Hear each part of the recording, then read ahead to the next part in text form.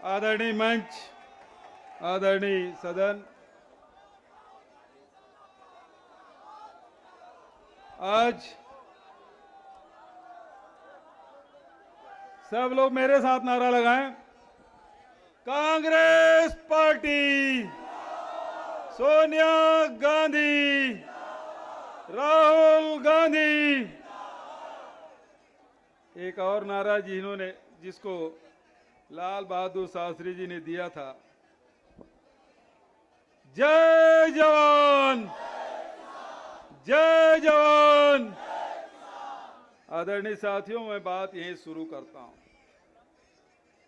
पिछले 8 साल से किसानों पर वार करने में केंद्र की सरकार ने कोई कसर नहीं छोड़ी। चाहे भूमि अधिग्रहण बिल वापस लेने के लिए नाकाम कोशिश करने की हो, चाहे एमएसपी में अनाज खरीदने के मामले में पूरे देश में आंदोलन और 3 कानून लाके किसानों के अर्थव्यवस्था चौपट करने की हो, उससे इनका दिल भरा नहीं। अब जवानों पे वार कर रहे हैं।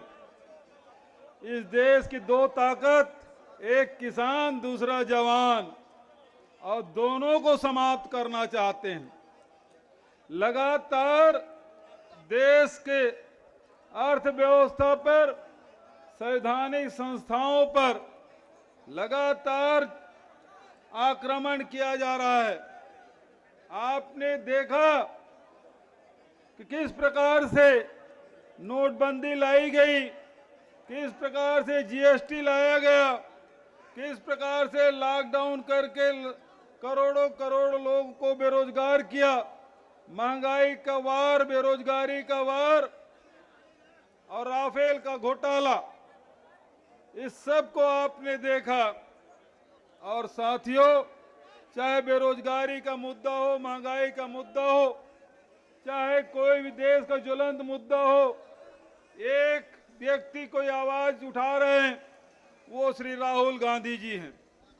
और यही कारण है कि राहुल गांधी जी की आवाज ये बंद करना चाहते हैं, कांग्रेस को कमजोर करना चाहते हैं। और इसीलिए आज ईडी के माध्यम से राहुल गांधी जी को बदनाम करने की कोशिश कर रहे हैं। आखिर आज 4था दिन है। देश जानना चाहता है कि हो क्या रहा है। ये ईडी में राहुल जी की बुलाया क्यों गया? वो नेशनल हेराल्ड जिसकी स्थापना पंडित जवाहरलाल नेहरू, सरदार वल्लभ भाई पटेल, महर्षि टंडन, रफी अहमद किदवई, इन सब ने मिलकर स्थापना की थी। और देश की आजादी की लड़ाई में नेशनल हेराल्ड का बहुत बड़ा भूमिका रहा है। 1942 में इसको अंग्रेजों ने बंद करा दिया था। 3 साल बंद करने के बाद फिर से 45 में शुरू हुआ। ऐसे अखबार जिसके आजादी की लड़ाई में भूमिका रही, वो अखबार आर्थिक रूप से कमजोर हो चुका था, कर्जे में लग चुका था। करोड़ों करोड़ कांग्रेस के और आम जनता की भावना थी कि नेशनल हेराल्ड जारी रहना चाहिए। उस भावना का सम्मान करते हुए कांग्रेस पार्टी ने नेशनल हेराल्ड को 2002 से 100 किस्तों में 90 करोड़ का कर्ज दिया। और नेशनल हेराल्ड जो कांग्रेस की विचारधारा से चलती है, राष्ट्रीय भावनाओं से, राष्ट्रीयता को एक राष्ट्र बनाने में भूमिका रही है, उसको जीवित रखने के लिए कांग्रेस ने मदद कर दी, ऋण दे दिया, तो कोई अपराध नहीं किया।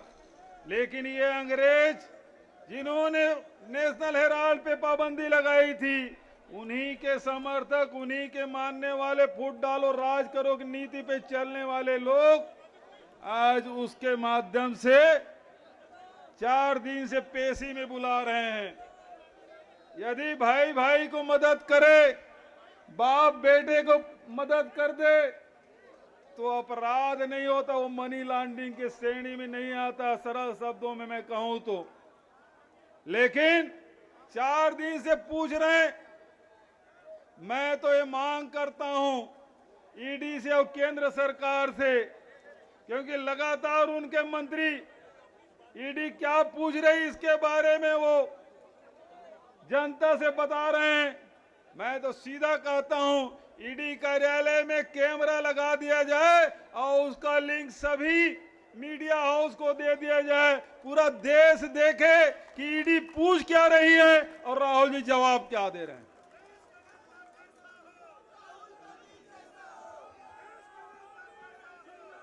इनका एकमात्र उद्देश्य उस आवाज को बंद कर देना चाहते हैं जो आवाज देश के दबे कुचले शोषित पीड़ित लोगों की आवाज बन गई है।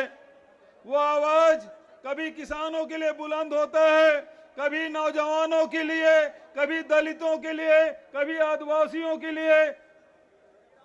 हर वो समय जब भारतीय जनता पार्टी केंद्र की सरकार गलत करती है तो एक आवाज उठती है, उस आवाज का नाम है राहुल गांधी। वो हमेशा ये आवाज उठाते हैं कि ये भूमि अधिग्रहण बिल वापस आपने लाया है, जो वापस ले रहे हैं वो गलत है। राहुल जी कहते हैं ये नोटबंदी है, इससे देश की अर्थव्यवस्था चौपट होगी। उन्होंने कहा ये जीएसटी लाए हैं, वो गलत तरीके से लाए हैं, इससे अर्थव्यवस्था को नुकसान होगा। आप 3 काले कानून लाए, उस समय भी राहुल गांधी बोले थे कि इसको वापस लेना होगा, और आज फिर से राहुल जी कह रहे हैं ये अग्निपथ अग्निवीर की भर्ती कर रहे हैं, ठेका में जो दे रहे हैं सेना को, इसको वापस लेना होगा, ये राहुल जी बोले हैं। और सच में हिंदुस्तान की जो सीमाओं की रक्षा करने वाले सेना है उसके साथ अपमानजनक जो व्यवहार कर रहे हैं, उसकी जितनी भी निंदा की जाए वो कम है।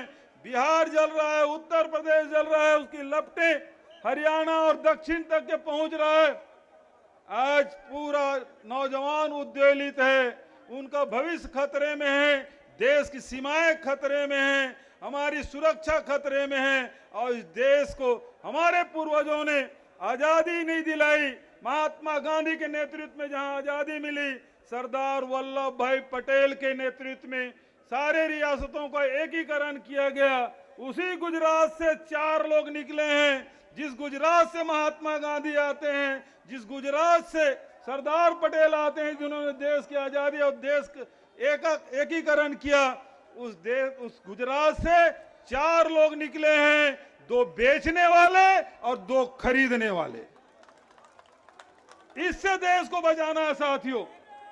मैं बहुत ज्यादा और न कहते हुए, बहुत सारे वक्ता हैं, लेकिन जिस प्रकार से यहाँ के नौजवानों के साथ छल किया गया है, उसे अपमानित किया जा रहा है। उन कहते हैं कि आओ जब रिटायर हो गए 4 साल की उम्र में, बड़ी जवानी में जब रिटायर हो जाओगे तो हमारे यहाँ चौकीदारी करना।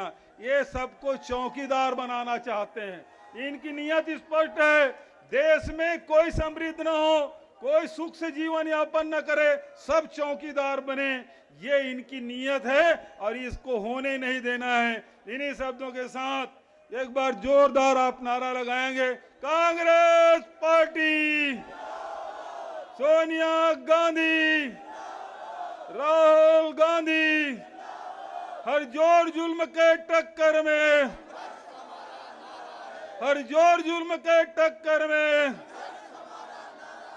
पहले लड़े थे गोरों से, पहले लड़े थे गोरों से। जय जवान, जय जवान।